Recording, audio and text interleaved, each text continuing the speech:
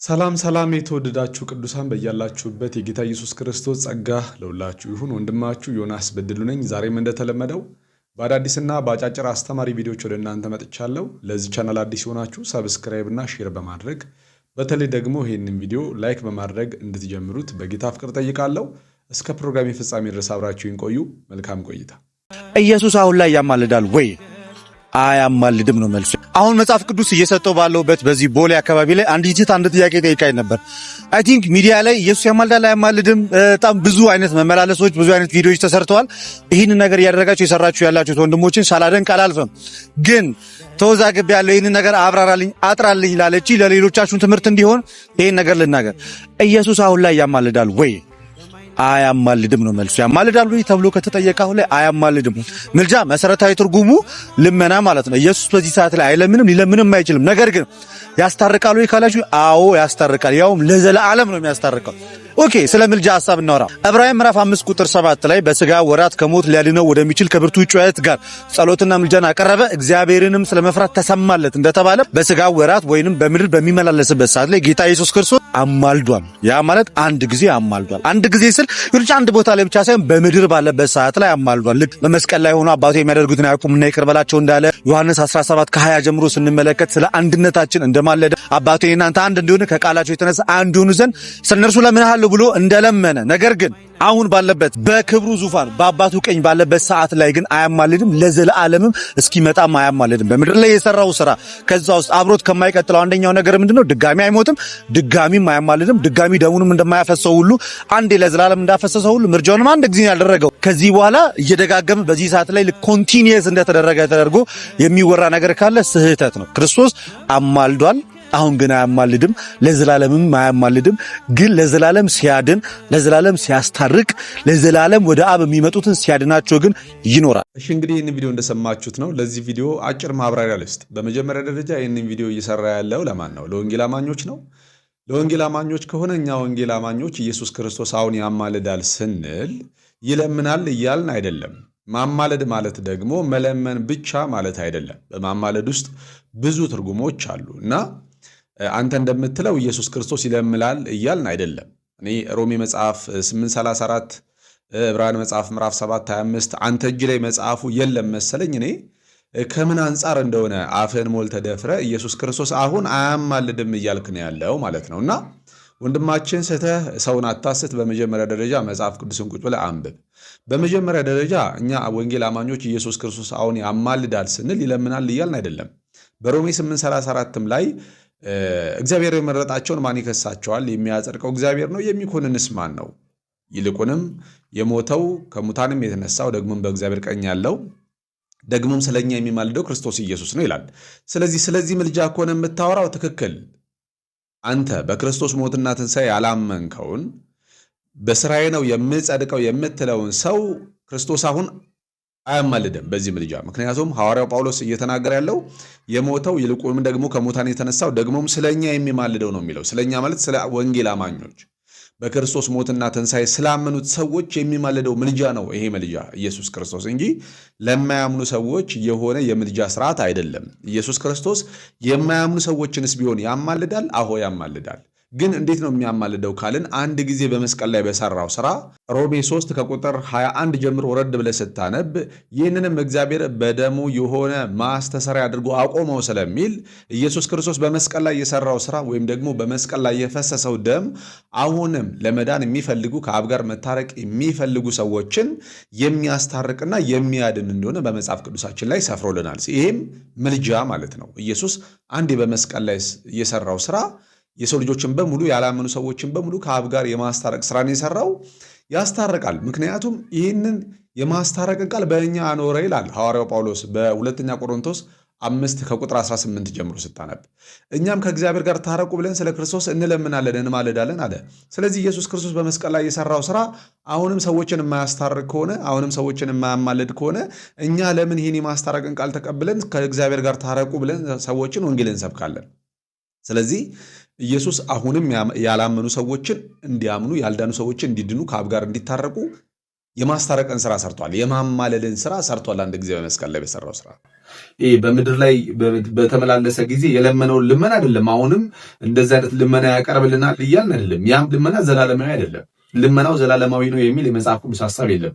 በመስቀል ላይ የተሰራው ስራ ነው እስከ ዓለም ፍጻሜ ድረስ ሰዎችን ሲያስታርቅ የሚኖረው። በሁለተኛ ደረጃ በሮሜ 8:34 ላይ ያለው የምልጃ አይነት ግን ለእናንተ የሚሆን አይደለም። ይሄ ለወንጌል አማኞች በክርስቶስ ሞትና ትንሣኤ አምነው ታርቀው ለመጡ ሰዎች፣ በእምነት ለሚኖሩ ሰዎች እነሱን ምን ያደርጋቸዋል? በፈተና ያሉትን ይረዳቸዋል። በመከራ ያሉትን ጸጋ ያበዛላቸዋል።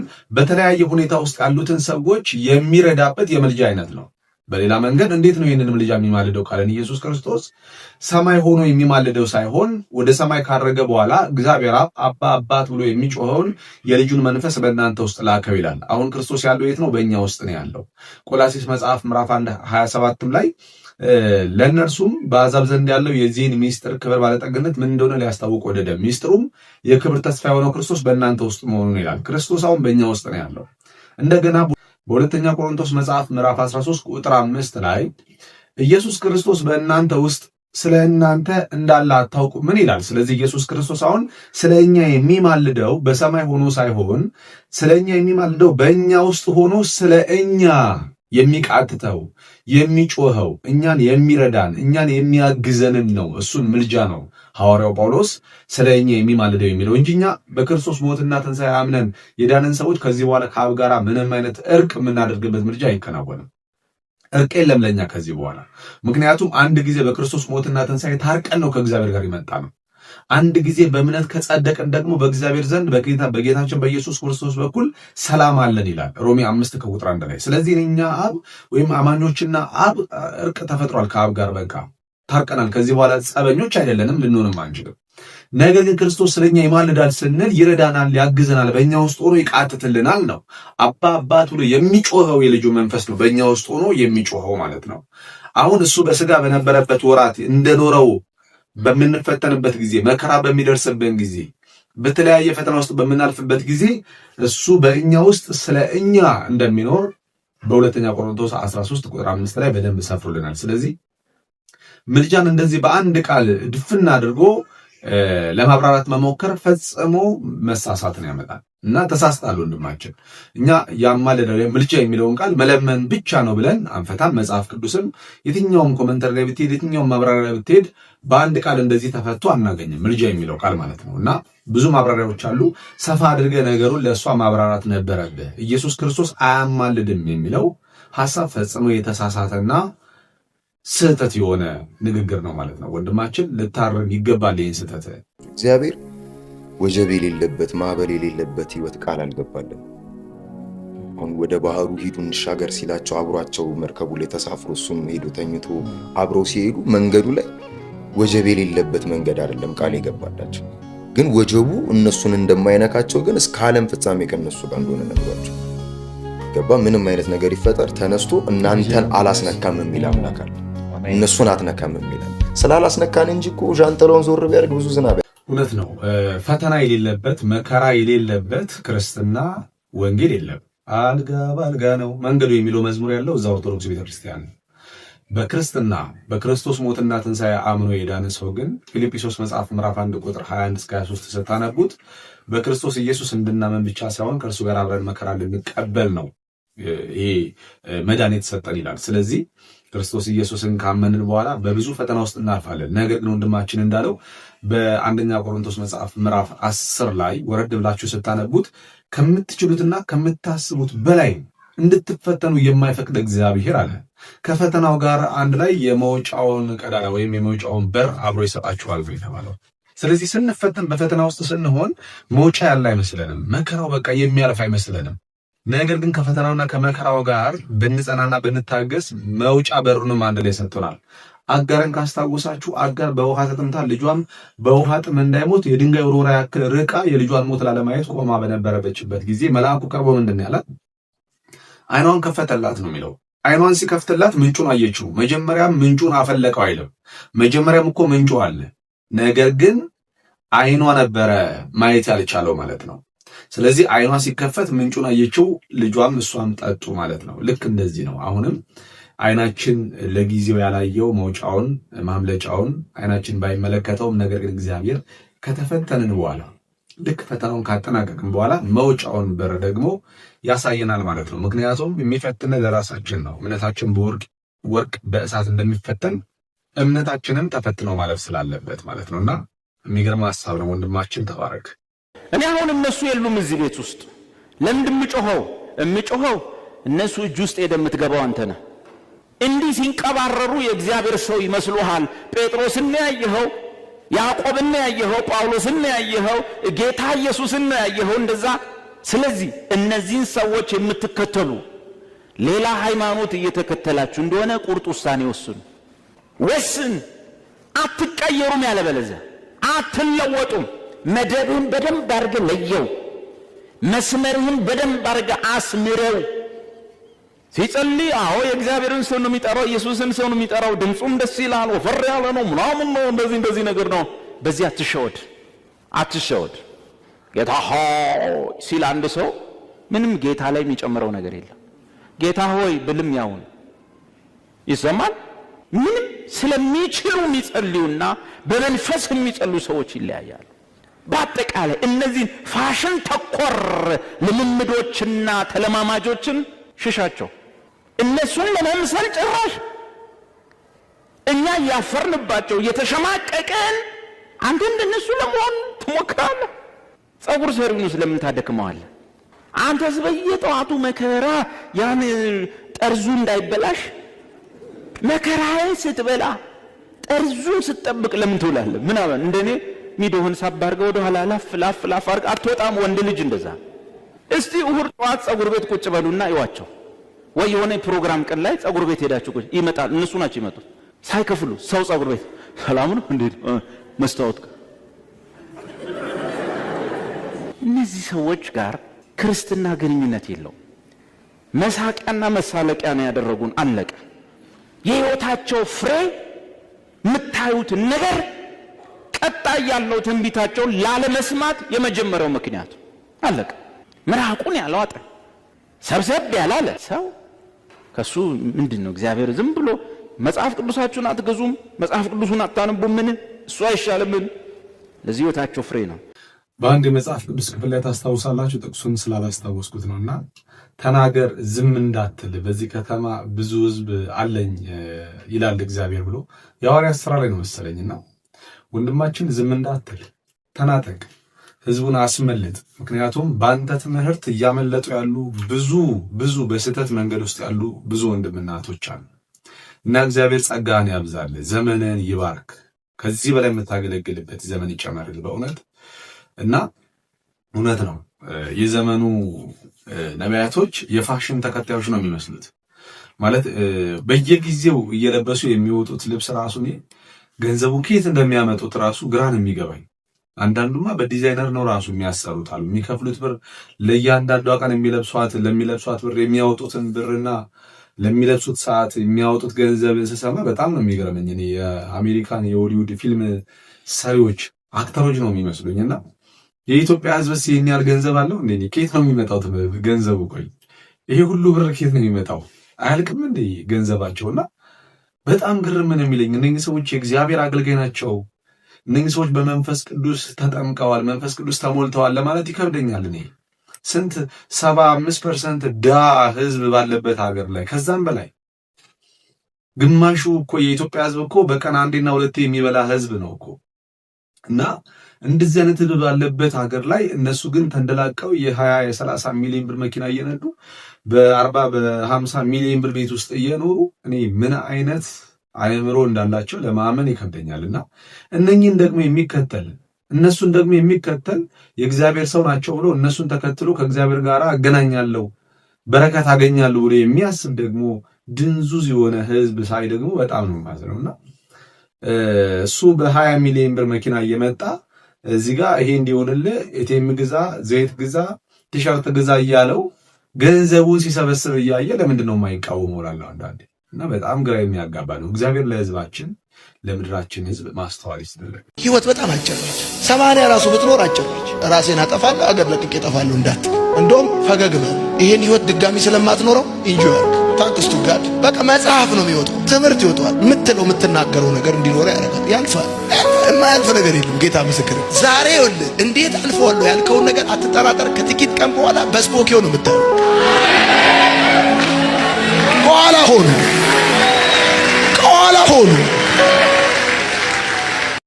እኔ በጣም የማዝነው ራሳቸውን የሚያጠፉ ሰዎች ካያችሁ ራሳቸውን ለማጥፋት የሚወስኑበት ምክንያቱ በዛይ ሰዓት ባሉበት በተጨነቁበት ሰዓት መከራ ውስጥ በገቡበት ሰዓት ያለችው ያቺ ሰዓት የምታልፋት መስላቸው እና ወደፊታቸውን ሲያዩት በሙሉ ጭልም ብሎ ነው የሚታያቸውና ነገር ግን እኮ 1 ሰዓት ወይ 15 ደቂቃ ወይ 5 ደቂቃ እኮ ቢታገሱ ያ ነገር ሊያልፍ ይችል ይሆናልና ብዙ ሰዎች ነገሮች የሚያልፉ አይመስላቸውም። እንደዛው ድቅድቅ ጨለማ እንደሆነ እንደዛው መከራ፣ ስቃይ የሆነ በቃ ተስፋ የሚያስቆርጥ የሚመስላቸው ነገር የሚያልፍ አይመስላቸውም። እንደዛው የሚቀር ነው የሚመስላቸውና ቢታገሱ እኮ ያኔ እኮ ራሴን ላጠፋ ነበር ብለው ራሳቸውን የሚታዘቡበት ጊዜ ይመጣል ብዬ አስባለሁና አሁንም በብዙ ፈተናና መከራ ውስጥ ያላችሁ ሰዎች እህትና ወንድሞች ቅድም እንዳልኩት ነው እግዚአብሔር አምላክ በፈተና ውስጥ ለምንሆን ሰዎች ፈተናው እንዳለ ሆኖ መውጫውንም ቀዳዳ ደግሞ አብሮ ነው የሚሰጠን። መውጫውም መንገዱም ቀዳዳውም እኮ አብሮ ነው ያለው። ነገር ግን ማደግ አለብን። ማለፍ ያለብን መንገድ አለ። መሻገር ያለብን ስፍራ አለ። ያንን ቦታ እስክናልፍ ድረስ ያንን ጊዜ እስክንሻገረው ድረስ መከራን መቋቋም መቻል አለብንና ተስፋ መቁረጥ አያስፈልግም። ተስፋችንን በሚታየውም ነገር ላይ ማድረግ የለብንም። አንድ እግዚአብሔር ለሁሉም አንድ ተስፋ ሰጥቷል። ያንን ነገር ተስፋ አድርገን ነው ልንኖር የሚያስፈልገው። በተለይ አማኞቹንን ራሳችንን የምናጠፋ ራሳችንን ለማጥፋት የምናስብ ራሳችንን ለማጥፋት የምንዝት ወንድምና እህቶች ካለን እባካችሁ ሁሉም ነገር ያልፋል። ነገር ግን ደግሞ ባያልፍም ደግሞ ይሄም ዓለም ያልፋል፣ እኛም እናልፋለን እና ምንም የማያልፍ ነገር የለም። ለምንድነው ሊመጣልና ሊገለጥ ያለውን ክብርና ያንን ተስፋ የማንመለከተው? እግዚአብሔር በክርስቶስ ኢየሱስ የሰጠን በአንድ አካል ሁላችንንም ለአንድ ተስፋ እኮ ጠርቶናልና ያንን ተስፋ እየተመለከትን በእሱ ልንጽናና ያስፈልጋል።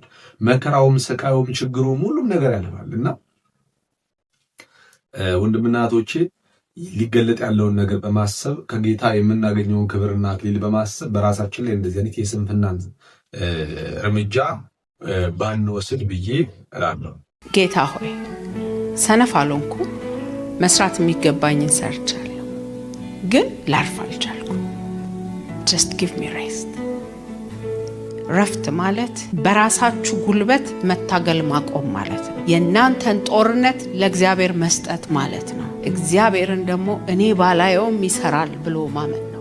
ረፍት ማለት ጦርነቱን ዲናይ ማድረግ አይደለም። እያለፍንበት ያለውን ጦርነት የለብኝም ብሎ በማለት አይደለም። ኖ God is in control ማለት ነው። ለምሳሌ በፍቺ ውስጥ ያለፈችን ሴት አልፈታውም ብለሽ እመኝ ብላት አይሆንም፣ ላስክዳት አልችልም፣ ኦሬዲ ፈታለች። ግን God is in control ይሄ ባትል የኔ አይደለም ብላ ስትል ግን እሱ ማለት ረፍት ነው። እኔ በማላይበት ሰዓት እግዚአብሔር ይሰራል ብሎ ማለት እምነት ነው። ስለዚህ be still ረፉ። እኔም አምላክ እንደሆንኩ ወቁ። አሜን። እንግዲህ ለሁላችንም ማረፍ ይሁንልን። መጽሐፍ ሲናገር ቃልን የሚሰማ በእርጋታ ይቀመጣል ከመከራ ስጋትም ያርፋል ይላልና ማረፍ ያለው በእግዚአብሔር ቃል ውስጥ ነው።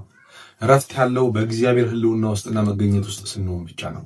ከሚታየው ነገር ከጫጫታው ከውካታውና ከዚህ ከሚያልፈው ማዕበል ከበዛበት ዓለም ወጥተን በእግዚአብሔር ዓለም ውስጥ ጸጥታ በሞላበት በእግዚአብሔር ቃል ውስጥ ብንቆይ ሁላችንም ይህን ረፍት እናጣጥማለንና እንደምናቶች ወደ ረፍቱ መምጣት ይሆናለን። የጌታ ስም የተባረከ ይሁን። የማርያምና የሐና ሕይወት በጣም የተለያየ ነበረ። ማርያም በእግዚአብሔር ረፍት ውስጥ ያለች ነች።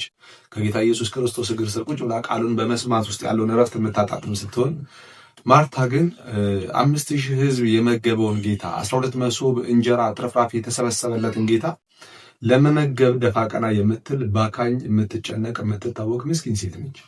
የሚያስፈልገው ግን ጥቂትና አንድ ነገር ነው አለ ኢየሱስ ክርስቶስ። እሱም የእግዚአብሔር ቃል ነው። ማርያም ማንም የማይቀማትን በጎድል መረጠች።